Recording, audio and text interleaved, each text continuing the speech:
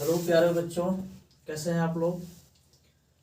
आज हम रात में बहुत ठंडी होने के कारण रात में वीडियो बना रहे हैं आप लोगों के लिए। अगर हम आप लोगों को वीडियो नहीं दे पाए क्योंकि हमारी तबीयत थोड़ी ख़राब हो गई थी, ठंडी लग गई थी, और मैं आप लोगों से भी कहूँगा कि ठंडी थोड़ा बढ़ गई है, आप लोग भी घर पे अच्छे से रहिए। आज हम आप लोगों को पढ़ाएंगे कक्षा 10 का 8वां लेसन त्रिकोणमिति का परिचय। तो बाबू हम लोग ज़्यादा बकवास नहीं करते हुए बिल्कुल मेन टॉपिक को पढ़ेंगे जो हमारे परीक्षा के लिए उपयोगी होगा।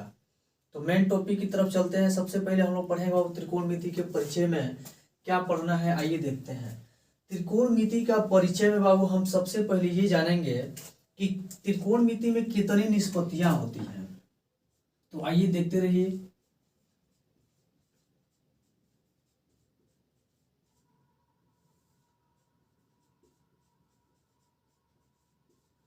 ये है बाबू आपकी त्रिकोणमिति निष्पत्तियां।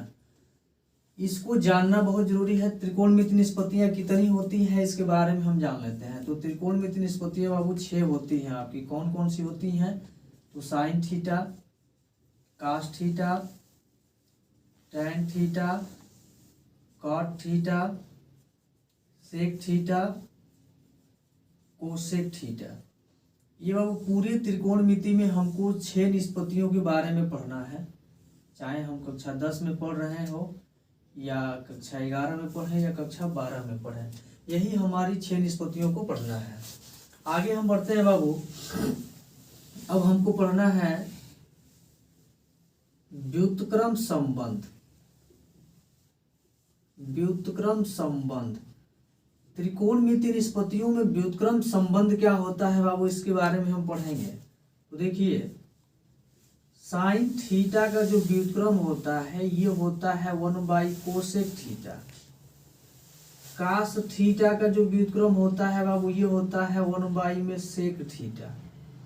उसी तरह से बाबू टैन थीटा का जो व्युत्क्रम होगा ये होगा 1 कॉट थीटा, और कॉट थीटा का जो व्युत्क्रम होगा ये होगा 1 में आपका टैन थीटा।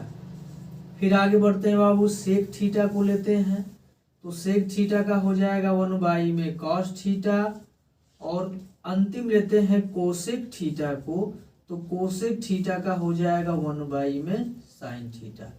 जैसा कि बाबू आप लोग देख रहे हो कि अगर इन तीन त्रिकोणमिति निष्पत्तियों का मान हमें पता है तो ये तीनों उसके व्युत्क्रम होती हैं। ध्यान से आप देखोगे बाबू तो आपको मिलेगा कि यहाँ लिखा गया है साइन थीटा बराबर 1 कोसेक थीटा, और यहाँ देखिए कोसेक थीटा बराबर 1 साइन थीटा।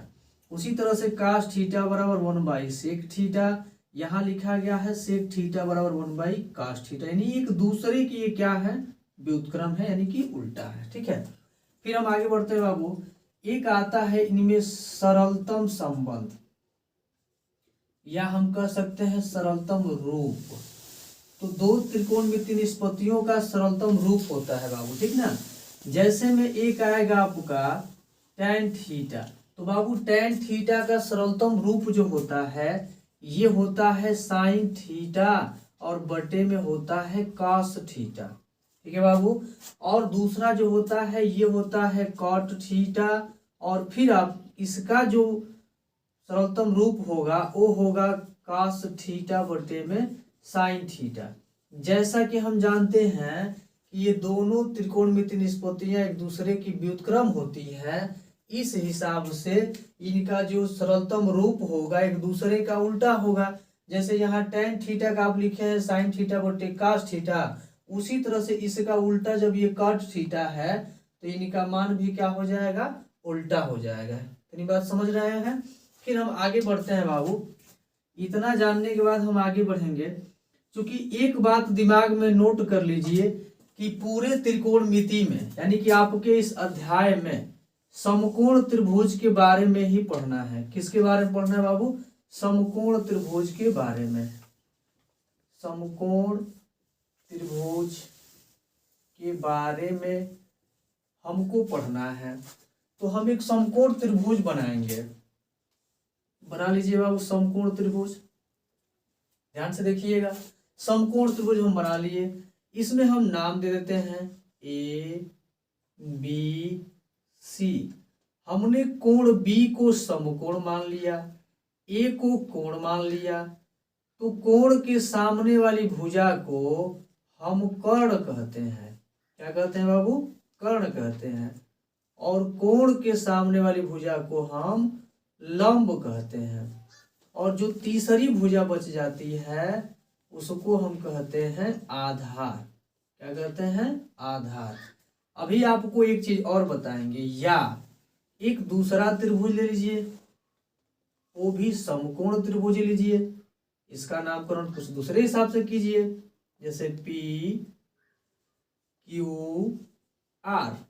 इसमें हम क्यू को समकोण मान लेते हैं और पी को बाबू कोण मान लेते हैं। तो समकोण के सामने की भुजा को हम कर्ण कहते हैं और कोण के सामने की भुजा को हम लंब कहते हैं। और जो तीसरी भुजा त्रिभुज की बच जाती है इसको हम आधार कहते हैं। इतना बात बहुत कंप्लीट हुआ। फिर से एक बार आप लोग ध्यान से सुनेंगे कि समकोण त्रिभुज जब हम बनाएंगे तो उसमें जो समकोण के सामने वाली भुजा होगी उसको कर्ण कहेंगे और जिसको हम कोण मानेंगे उसके सामने की भुजा को हम लंब कहेंगे। और जो तीसरी भुजा शेष बच जाती है उसको हम आधार कहते हैं। उसी हिसाब से अगर दूसरा हम ले लेते हैं समकोण त्रिभुज, अब इस कोण को न मान के हम इस कोण को मान लेंगे, तो कोण के सामने की भुजा को कर्ण कहेंगे, क्योंकि समकोण के सामने की भुजा को हम कर्ण कहेंगे और जो कोण होगा उसके सामने की भुजा को लंब कहेंगे और तीसरी भुजा जो हमारी बचेगी इसको हम आधार कहेंगे। ठीक है, तो यहाँ से आपको बाबू हम नोट्स बताएंगे। आप एक चीज इसमें नोटिस किए हो, पहला बात ये नोटिस किए हो तुम कि भाई समकोण के सामने वाली भुजा को हम कर्ण कह रहे हैं, तो लिख सकते हैं बाबू कि समकोण के सामने वाली भुजा को कर्ण कहते हैं, कर्ण कहते हैं। और बाबू दूसरा नोट्स आपका क्या निकल के आता है? दूसरा नोट्स आपका ये निकल के आता है कि कोण के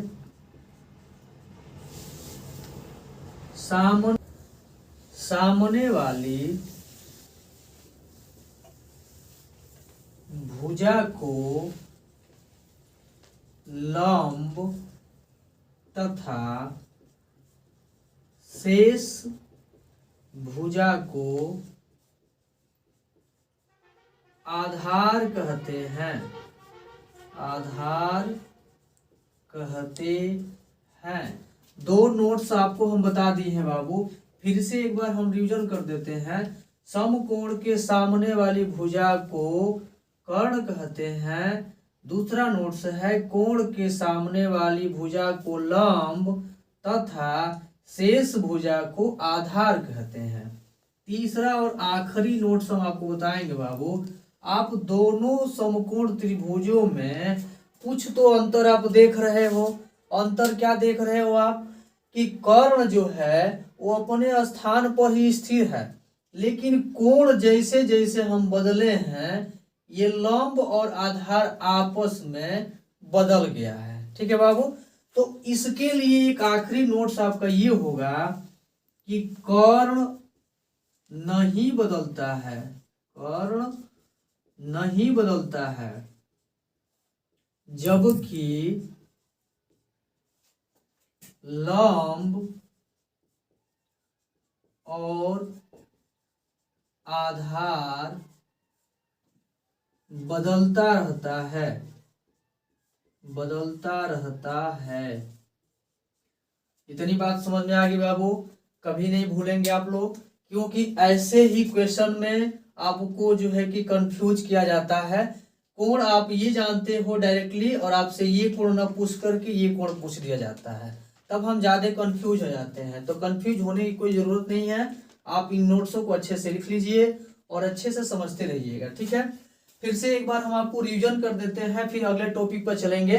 अगर नोट्स करना है तो आप नोट कर लीजिए। फिर से हम आपको एक बार रिपीट करते हैं त्रिकोणमिति में 6 निष्पत्तियां होती है, sine theta, cos theta, tan theta, cot theta, sec theta और कोसेक थीटा।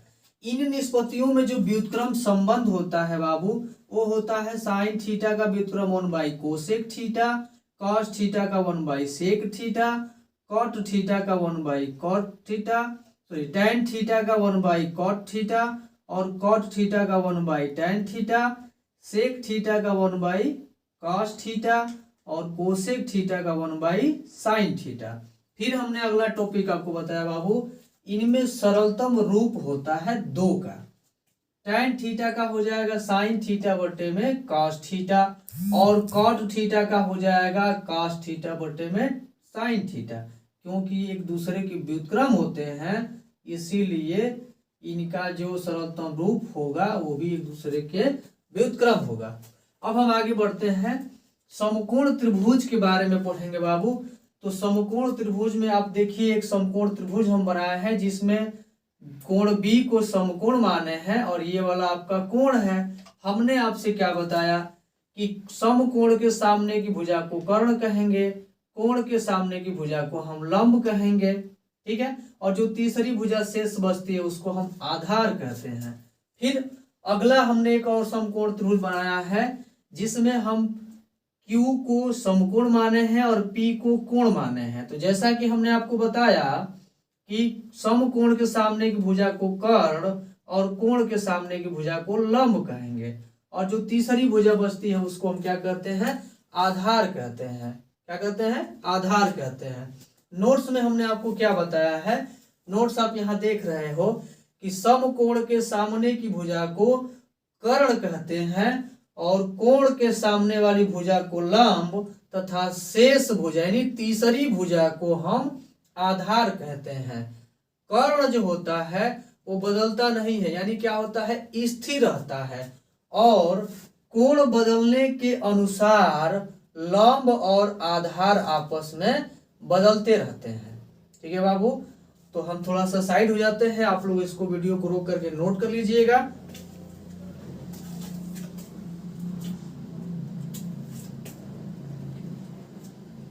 चलिए बाबू, आप लोग नोट्स कर लिए होंगे, इसको रोक के नोट कर लीजिएगा। अब हम इसको मिटाते हैं और अगले टॉपिक पर चलते हैं। आपके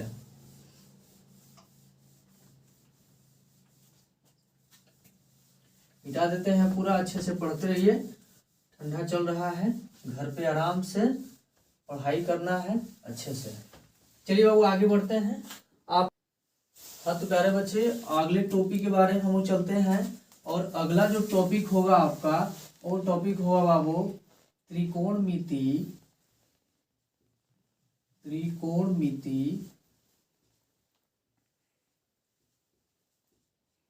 निष्पत्तियों का समकोण त्रिभुज से संबंध। बाबू बिल्कुल बेस से पढ़ना है, एकदम बेस से पढ़ना है, घबराना नहीं है। हो सकता है वीडियो आपका थोड़ा सा लंबा हो जाए, लेकिन घबराना नहीं है, एकदम बेस से पढ़िए, आराम से पढ़िए। चलिए एक समकोण त्रिभुज हम बना देते हैं आपको। यहाँ पर हमने एक समकोण त्रिभुज बना लिया, इसका नाम लिख दिया ABC। इसको हमने समकोण कर लिया, इसको हमने कोण मान लिया। आप जैसा कि जानते हो कि ये कर्ण हो जाएगा, ये आपका लंब हो जाएगा और ये तीसरी भुजा जो शेष बची ये आधार हो जाएगा। ठीक है बाबू, तो हम चलते हैं। पहली निष्पत्ति है साइन थीटा।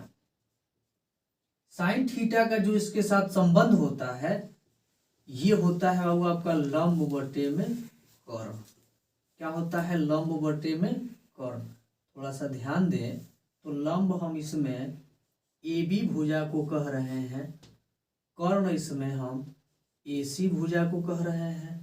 अब हम अगला पढ़ेंगे कॉस थीटा। इसका संबंध होता है इसके साथ आधार बटे में कर्ण।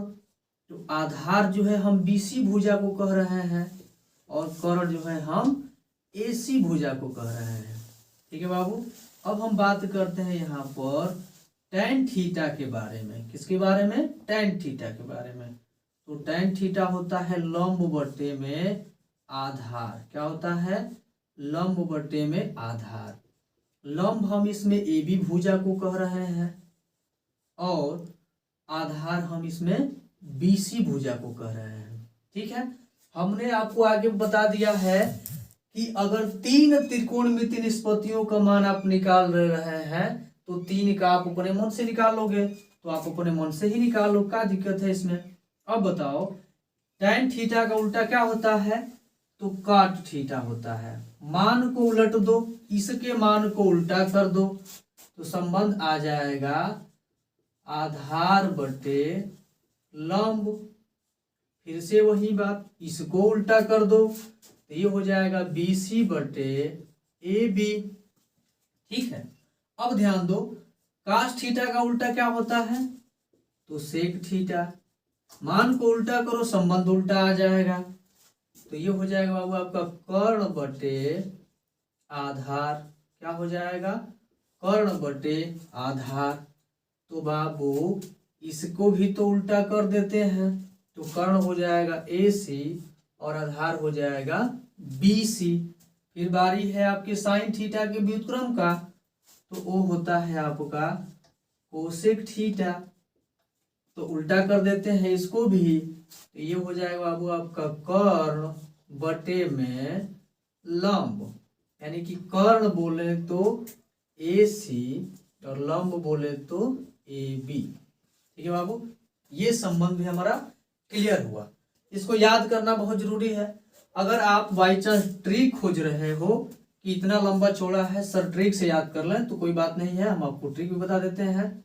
आ जाइए, हम आपको ट्रिक भी बता देते हैं। ठीक है, आ जाइए, ट्रिक आपकी किताब में भी दिया होगा या आप टॉपिक नहीं देखे होंगे। चलिए, ट्रिक होता है बाबू आपका लाल बटे में कक्का। यानी कहने का मतलब ये है कि ये L बटे के, उसके बाद A बटे के, फिर आपका L बटे A।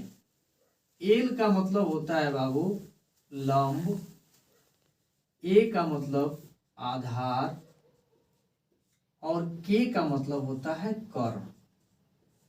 ठीक है, यानी कि सिंपली अगर आप यहाँ पर L बटे K ले रहे हैं तो आप कह सकते हैं कि ये साइन थीटा का संबंध है। उसके बाद अगर A बटे आप K रख रहे हो, यानी कि ये आपका cos थीटा का संबंध है। अगर आप L बटे A रख रहे हो तो आप कहोगे कि ये tan थीटा का संबंध है। हम कई बार बता चुके हैं बाबू कि जब आपको 3 का मान पता हो जाए, 3 का मान हम निकाल सकते हैं। जैसे में जब साइन थीटा का मान पता हो जाए तो कोसेक का निकाल लेंगे, कास का पता हो तो सेक का निकाल लेंगे, और tan का पता हो तो हम कॉट का निकाल लेंगे आप लोग। फिर आगे बढ़ते हैं अगले टॉपिक पे। नोट कर लीजिए इसको, 2 मिनट के लिए वीडियो रोक करके नोट कर लीजिए। अब हम इसको मिटा रहे हैं, ठीक है। एक आखिरी टॉपिक जो बचा हुआ है इसको मिटा देते हैं। चलिए, आखिरी टॉपिक है, उसके बाद से आपकी एक्सरसाइज शुरू होगी। हाँ तो बाबू चलिए, आखिरी टॉपिक आपका ये है बाबू कि त्रिकोणमिति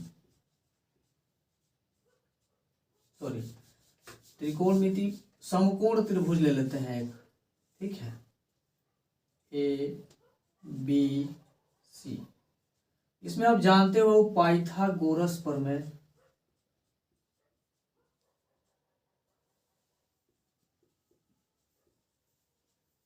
पाइथागोरस प्रमेय के बारे में आप लोग पढ़े होंगे। ये सामने आपका कर्ण रहा, इसको कोण माना हमने, ये लंब रहा आपका, ये हमारा बाबू आधार रहा। ठीक है, तो अब देखिए पाइथागोरस प्रमेय क्या होता है बाबू। ये होता है कि कर्ण का वर्ग बराबर लंब का वर्ग प्लस में आधार का वर्ग। इसका बहुत ज्यादा उपयोग रहेगा आपके पूरे अध्याय में। पाइथागोरस प्रमेय का उपयोग है पूरे अध्याय में। ये होता है कर्ण का वर्ग बराबर लंब का वर्ग प्लस आधार का वर्ग। यानी आप निकालना चाहो तो बहुत सारे फार्मूले यहाँ से बना सकते हो, लेकिन मेन फार्मूला आपका यही है। कर्ण बराबर आप ये भी कर सकते हो कि रूट में लंब का वर्ग और प्लस में आधार का वर्ग, एक फार्मूला ये हो गया। यहां से अगर आप लंब निकालना चाहते हो तो लंब का वर्ग बराबर आप ये भी कर सकते हो कि कर्ण का वर्ग माइनस आधार का वर्ग। अब ये कहाँ से आया, तो इसको हम इधर लेकर गए बाबू, तो ये प्लस का है तो माइनस का हो गया, बाकी इधर लंब बचा उसको हमने इधर लिख लिया। अब हम दोनों पक्षों का वर्गमूल कर देंगे, तो ये हो जाएगा बाबू आपका लंब बराबर रूट में कर्ण का वर्ग माइनस आधार का वर्ग। ठीक है बाबू, एक आखिरी, अब आप लंब को इधर कर दो, बचेगा आपका आधार का स्क्वायर। तो यहां लिखते हैं आधार का स्क्वायर बराबर कर्ण का स्क्वायर माइनस लंब का स्क्वायर। अब दोनों पक्षों का आप वर्गमूल कर दो, तो ये हो जाएगा बाबू आपका आधार बराबर रूट में कर्ण का स्क्वायर और माइनस लंब का स्क्वायर। समझ में आ रहा है बाबू। अब आपकी जो पहले एक्सरसाइज के जितनी भी थ्योरी थी हमने आपको कंप्लीट करा दिया। अब आप इसको ईमानदारी से रटिए और नोट्स बनाते रहिए, ठीक है। अब हम आपको 3 होमवर्क दे रहे हैं, आप इसको हल करके और कमेंट में उसका जवाब देंगे, ठीक है। तो आपका होमवर्क में सवाल जो रहेगा वो 3 ये है, मान बताना है आपको, मान बताओ। इसका जवाब आपको देना है कमेंट में कि मान क्या होगा। पहला सवाल ये है कि sine theta into cosec theta का मान क्या होगा। दूसरा सवाल बाबू आपका ये है cos theta into sec theta का मान क्या होगा।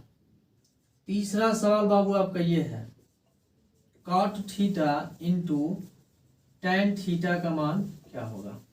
अगर आप इन तीनों सवालों का जवाब दे देते हैं तो समझिए आपका 1 नंबर तैयार हो जाएगा, ठीक है। तो हम कल आपका अगले वीडियो में कमेंट का जवाब देखना चाहते हैं, कितने लोग सही जवाब दिए हैं। उम्मीद करते हैं आप सब लोग सही जवाब दोगे। अगर जितना थ्योरी बताया गया आप समझ लिए हैं तो जवाब बिल्कुल सही देंगे। तो अगले वीडियो के लिए हम आएंगे, आपका जो एक्सरसाइज है पहला उसको लेकर के उसमें का एक एक सवाल आपको हम हल कराएंगे। तब तक के लिए धन्यवाद। आप लोग अच्छे से घर पे रहिए, पढ़ाई कीजिए खूब मन लगा करके, क्योंकि ठंडा बहुत चल रहा है।